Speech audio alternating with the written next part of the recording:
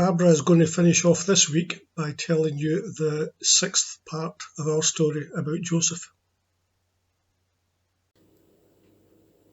The plan seemed good to Pharaoh and to all his officials. So Pharaoh asked them, "Can we find anyone like this man, one in whom is the Spirit of God?" Then Pharaoh said to Joseph, "Since God has made all this known to you, there is no one so discerning and wise as you. You shall be in charge of my palace, and all my people are to submit to your orders. Only with respect to the throne will I be greater than you." So Pharaoh said to Joseph, "I hereby put you in charge of the whole land of Egypt." Then Pharaoh took his signet ring from his finger and put it on Joseph's finger.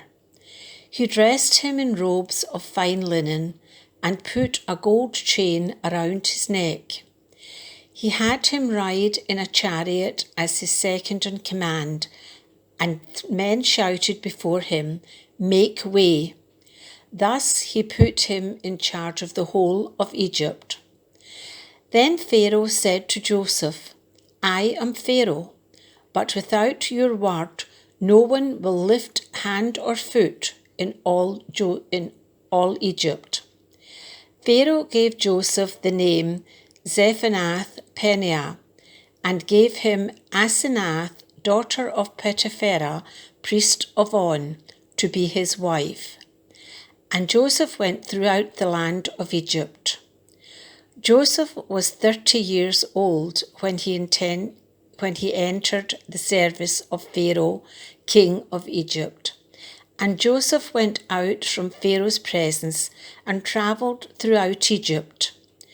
During the 7 years of abundance, the land produced plentifully. Joseph collected all the food produced in those 7 years of abundance in Egypt and stored it in the cities. In each city, he put the food grown in fields surrounding it. Joseph stored up huge quantities of grain, like the sand of the sea. It was so much that he stopped keeping records because it was beyond measure. Before the years of famine came, 2 sons were born to Joseph by Asenath, daughter of Potipherah, priest of On. Joseph named the firstborn Manasseh and said, "It is because God has made me forget all my trouble and all my father's household."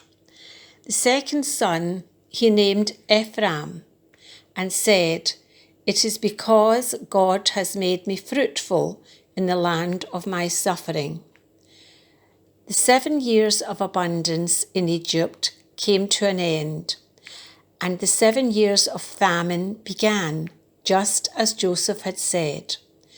There was famine in all the other lands, but in the whole land of Egypt there was food.